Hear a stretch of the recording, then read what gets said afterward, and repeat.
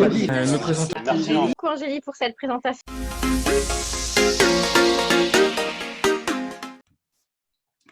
Bonjour, chers amis. Je suis Lucangeli Torres. Je suis coach et formatrice à l'Institut Gautier.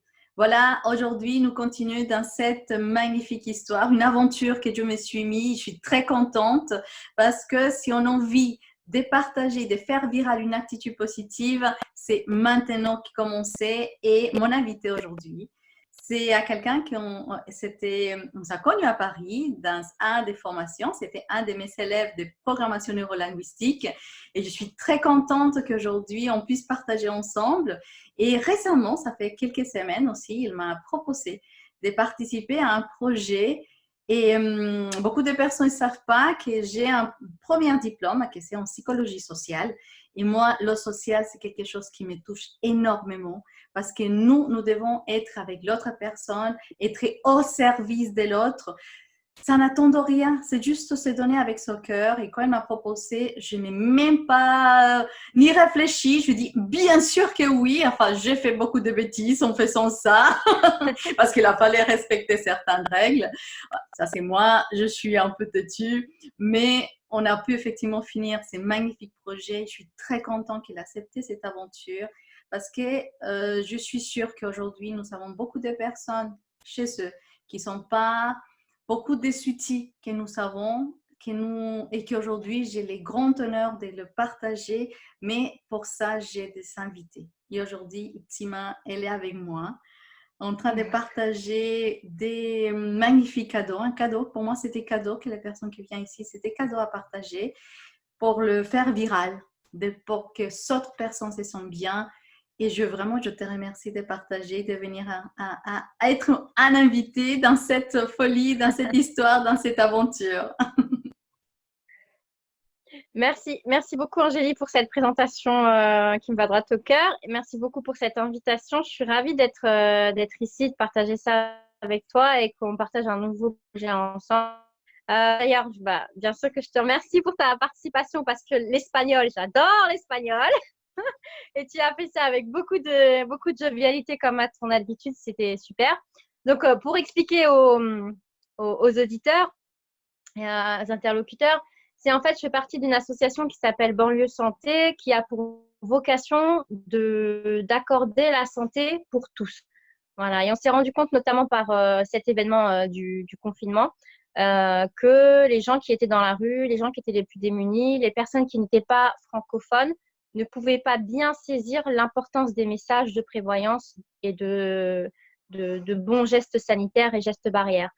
Et donc, on a eu l'idée de créer une chaîne de solidarité avec les gens autour de nous, finalement, parce que comme toi, d'ailleurs, autour de moi, pour pouvoir transmettre les messages vraiment importants dans toutes les langues.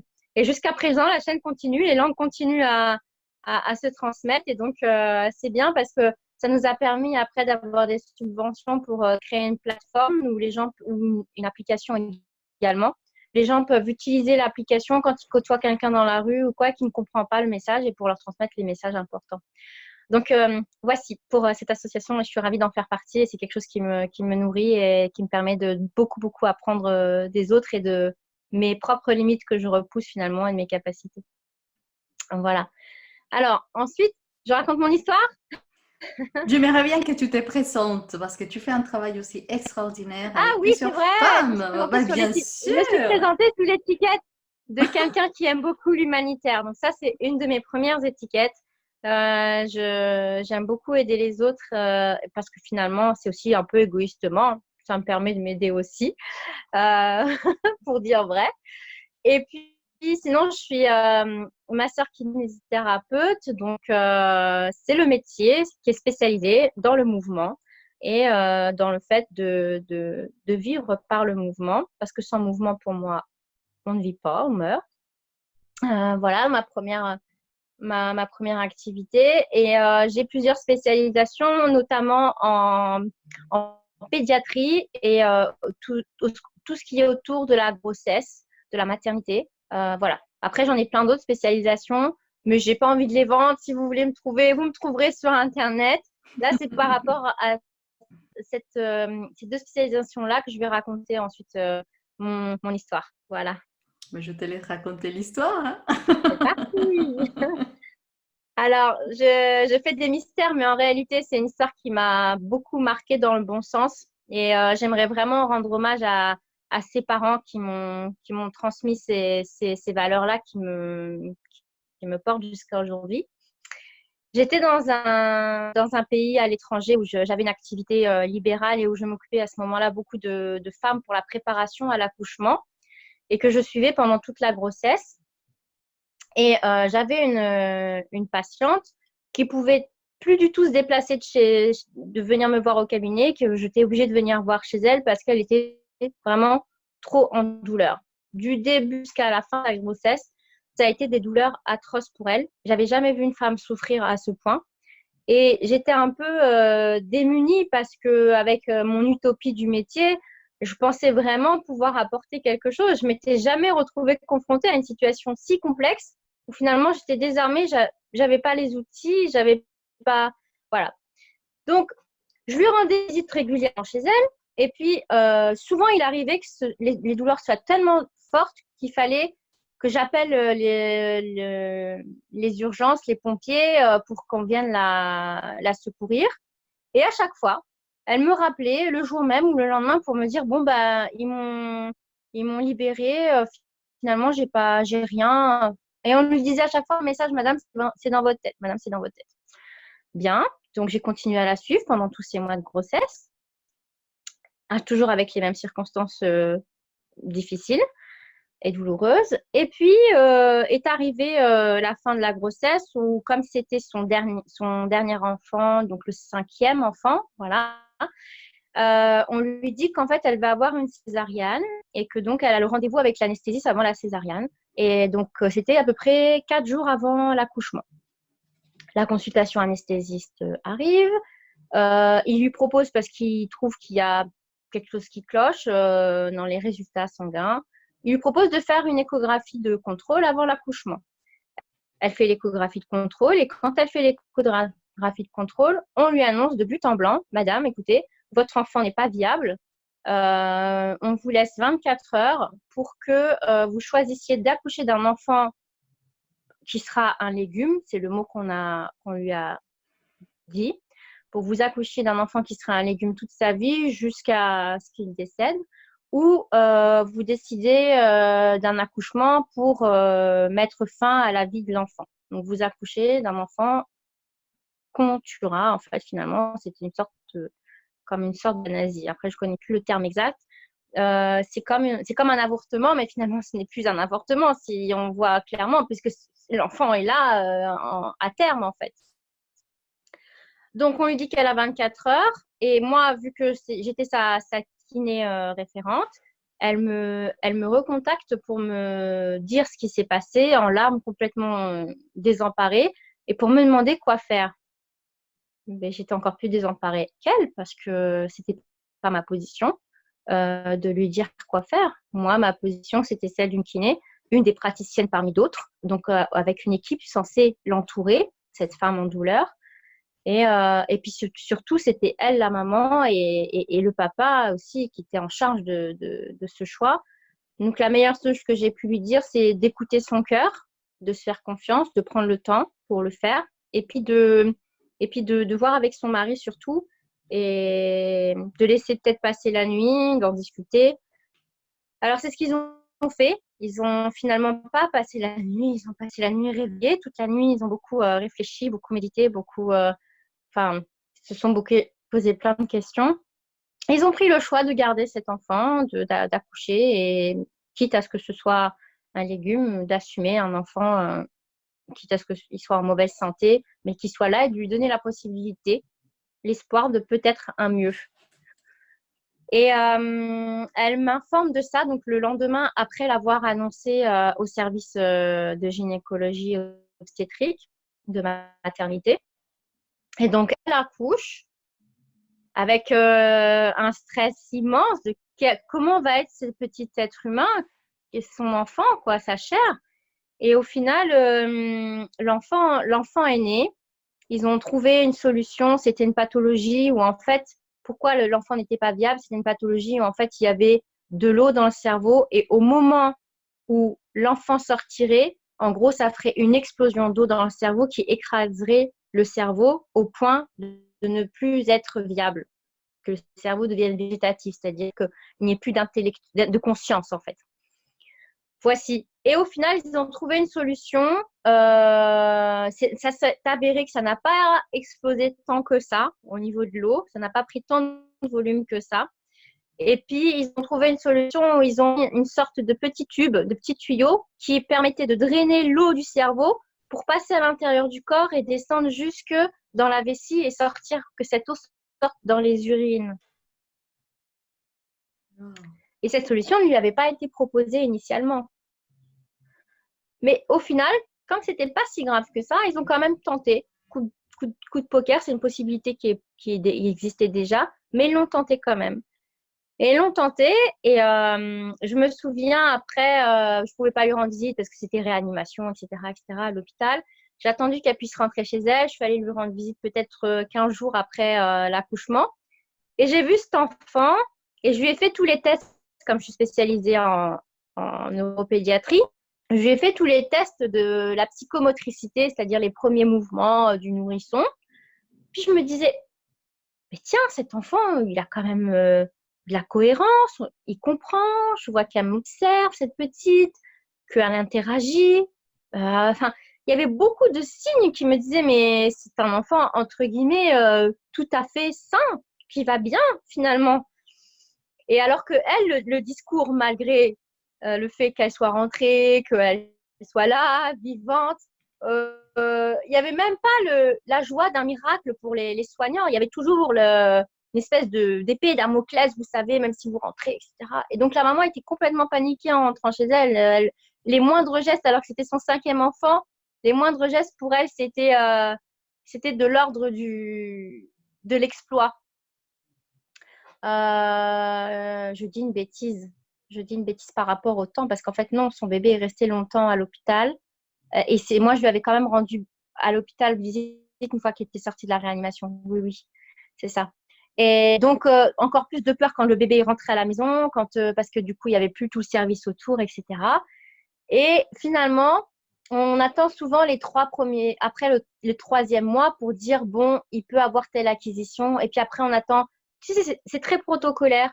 On attend 3 mois pour dire, oui, ok, ça c'est validé. 2 ans pour dire ça, ok, c'est validé. Alors qu'en fait, il y a plein de micro-signes qui sont perceptibles et qui peuvent donner espoir. Et moi, j'ai décidé de prendre parti de donner espoir. Pas d'être ostentateur, pas d'être hyper positive, mais en tout cas, de donner espoir et d'y croire parce que cette fille, elle me faisait signe. Moi, pour moi, je voyais que dans son regard, elle me disait, je suis bien là, je vais bien. Et c'est ce que je lisais, c'est ce que je voyais.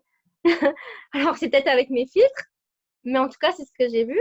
Et quand j'ai dit ça à la maman la première fois, je lui ai dit, mais regardez, voilà. Alors, je la tournais, je lui disais tous les trucs. Je lui ai dit, mais regardez. Elle me dit, ah oui, oui, c'est vrai. Et puis, il y avait un moment d'hésitation. Ah oui, oui, c'est vrai. Et finalement, eh ben, on est parti, on s'est lancé dans cette aventure de la rééduquer, de la stimuler autant qu'on pouvait dès ses premiers jours, de ne pas attendre de voir, en fait, de faire avant, finalement. Avant qu'on nous dise, allez-y, je dis, mais si vous êtes sa maman, c'est à vous de jouer avec elle, c'est à vous de la masser, c'est à vous de voir en elle tout ce que vous voulez voir de meilleur chez elle. C'est possible, ça peut arriver. Et regardez comment elle interagit, vous voyez. Et c'est ce qu'on a fait, on a vu. On a vu, on a fait que voir et on a fait que contempler même, finalement. Parce que chaque jour est allé de surprise en surprise dans son évolution. Aujourd'hui, c'est une petite qui a 6 ans et qui est pleine de vie, qui bouge, qui va à l'école, qui interagit, qui apporte plein de bonheur dans sa famille. Et moi, qui a été pour moi personnellement, alors elle ne sait pas que je dis ça aujourd'hui, mais elle verra peut-être un jour et c'est pour ça que je fais ce témoignage. Elle m'a fait grandir en fait. Elle m'a fait grandir et elle m'a fait prendre conscience d'à quel point la force de vie, la force vitale d'un enfant, c'est quelque chose de grandiose. Et ça m'a permis de moi me reconnecter en fait avec ma propre force vitale, avec ce fameux enfant intérieur qui est en moi, qui à ce moment-là peut-être j'en avais pas autant conscience en fait. C'était presque une folie de ma part, en vérité, de vouloir donner espoir. Mais c'était une joyeuse folie. Et j'en ai aucun regret, au contraire. Et donc, voilà. Donc, un grand merci à cette petite et un grand merci à ses parents pour toutes ces leçons de vie qui m'ont apporté. Oh, merci à toi pour ce partage parce que si on regarde un peu aujourd'hui, tous les jours, comme on est petite, tous les jours, nous avons une surprise. Depuis que nous sommes dans cette situation, chaque personne vit, mais ça devient une surprise parce qu'on ne sait pas qu'est-ce qui va passer demain. Mais on vit le jour de Exactement. jour. Et ces jours de jour, c'est plein d'espoir, plein d'envie de que les choses changent autour de moi et les personnes que j'ai rencontrées jusqu'à aujourd'hui, je te raconte, chaque personne m'a dit, c'est faire confiance. Faire confiance à Ouais. la vie, faire confiance parce que les choses qui arrivent, c'est pas par hasard. Il a un apprentissage à faire. Et là où est notre effort, finalement, c'est notre choix. C'est ce fameux libre arbitre de dire, bah, c'est possible. Alors, qu'est-ce qui ferait que j'y croirais ou j'y croirais pas? C'est moi. Mhm. C'est moi. De faire ce choix, d'écouter son intuition. Parce que cette femme, au final, si on regarde son histoire, pour faire un comparatif avec aujourd'hui, toute sa grossesse, elle savait dans son fort intérieur qu'il y avait quelque chose qui n'allait pas. Elle a fait pourtant les tests gynécologiques, elle a été suivie. C'est pas une femme qui a habité à Babaoued et que personne ne pouvait la suivre. Elle avait tous les outils pour qu'on puisse voir.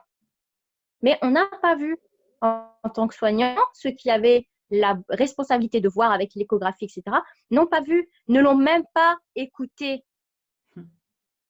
Et moi, la leçon que je retiens, donc c'est les leçons que je retiens. La première, c'est l'écoute de son intuition propre et le fait que finalement, dans son cas à elle, elle avait l'écoute de son intuition, mais comme il y avait le côté du sachant soignant sur elle en tant que femme lambda qui n'est pas soignante, d'apprenante, bah, elle n'avait pas l'écoute qu'il fallait pour en fait finalement peut-être aller investiguer un peu plus sur ce qui se passait.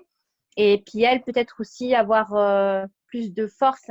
Je ne parle pas de force, mais peut-être le bon entourage aussi pour qu'on aille jusqu'au bout du message qu'elle avait besoin de transmettre et que son corps nous disait en fait. Mhm, Voilà. mhm. Deuxièmement, ça m'a appris à moi en tant que soignante, et là je lance un message à tous les soignants et à toutes les personnes qui sont sachantes en fait et qui ont quelque chose à transmettre, que finalement, sachant, on l'est tous dans un domaine. Et cette femme, elle était sachante de son corps et de sa situation de femme enceinte. Elle ne pouvait pas être mieux sachante que nous, soignants. Et ça n'a pas été considéré. Et donc, de transmettre ce message à tous les soignants, que oui, il serait temps, franchement, que enfin on considère la parole du patient et qu'on la considère à son juste milieu, parce qu'on a tous quelque chose à s'apporter. Mhm, mhm. Et que les intuitions, ça, c'est, en fait, j'ai pas le mot. C'est un cadeau, c'est Oui, voilà. naturel.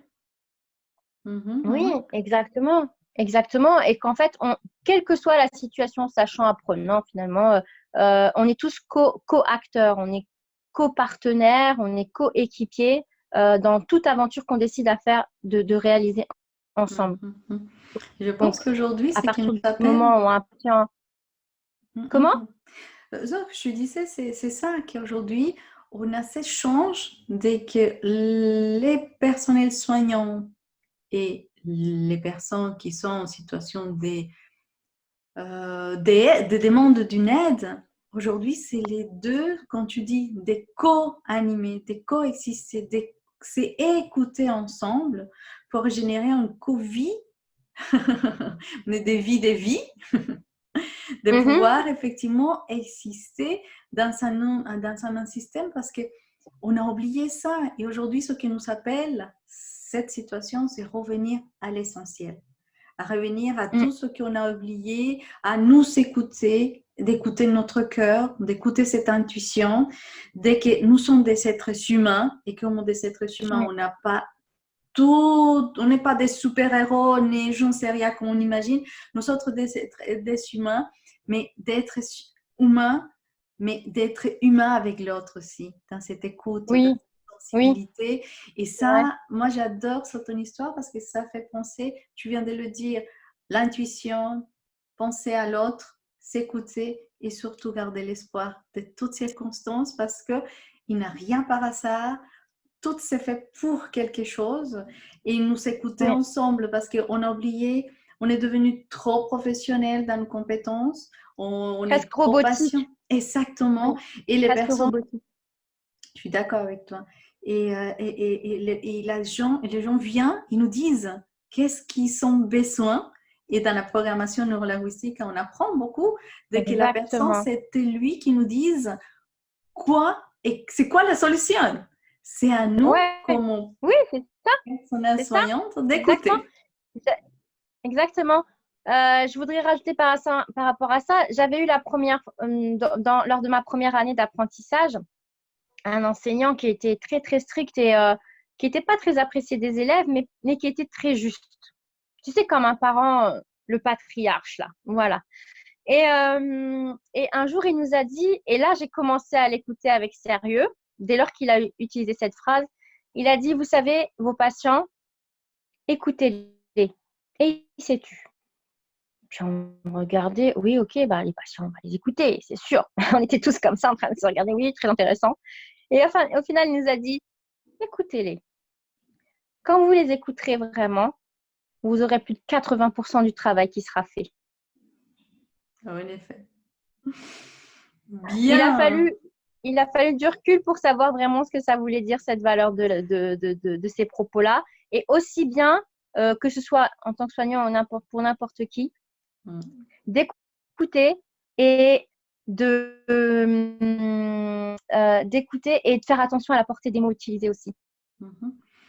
Donc, Voilà, la valeur de l'aimant, la valeur de l'écoute, la valeur d'être humain, exact. la valeur de la surprise de l'espoir, c'est quelque chose qui aujourd'hui nous amène ces Tout à fait. circonstances. Et je sais que tu as une autre surprise après. Donc, on Ah, va, pour l'instant, on va vous dire que la 12e surprise va arriver parce que je sais qu'on a une autre histoire. Et pour l'instant, je veux dire à tout le monde que vraiment d'être dans cette écoute constante. Parce que nous sommes tous aujourd'hui dans une situation particulière, dans chaque pays, dans chaque endroit et dans sa propre maison et déjà comme être humain. Écoutez vous-même, mhm. gardez cette vraiment recommandation qu'on vient de dire, l'espoir, il n'y a rien qui arrive par hasard et les mots que nous savons dire, la communication, parce que les mots, ce n'est pas simplement ce que je dis à l'autre, c'est ce que je me dis à moi-même. Et ces mots aussi, Mhm. ça peut répercuter en peur, en angoisse, en inquiétude. Et aujourd'hui, vraiment, entre plus nous soyons dans ces circuits d'angoisse, des inquiétudes, une chose qu'on le dit les personnels soignantes, ils vont baisser nos défenses parce que je vais être malheureux. Mais pas le contraire, si je suis dans cet espoir, dans cette envie, une attitude agréable, positive, en m'écoutant, en sachant que demain c'est un autre jour, c'est sûr que Ouais. les choses vont changer et on va se Ouais, sentir c'est vrai. bien. Ouais, Mhm. c'est vrai. Voilà. Oui, tu as tout bien résumé. Parfait. Merci à toi. Non, mais c'est magnifique parce qu'on apprend énormément des choses. Et comme je sais qu'il a une deuxième surprise, pour l'instant, en première partie, ce que je vais dire, c'est partager cette histoire, partager avec des autres personnes parce que nous savons vraiment de faire viral cette attitude positive. Et vraiment, faites un commentaire parce que pour nous, c'est très important. Vous écoutez, vous, de chez vous. Nous serons là pour vous répondre. C'est sûr et promis, je mettrai juste dans les commentaires les coordonnées de ma chère copine Iptima pour que si vous avez envie de la rencontrer, des femmes, c'est une femme qui accompagne des femmes. Mon Dieu, c'est absolument magnifique. Et voilà, donc on va dire à bientôt et Au revoir. prochaine nuit. Ciao, ciao! Ciao, ciao.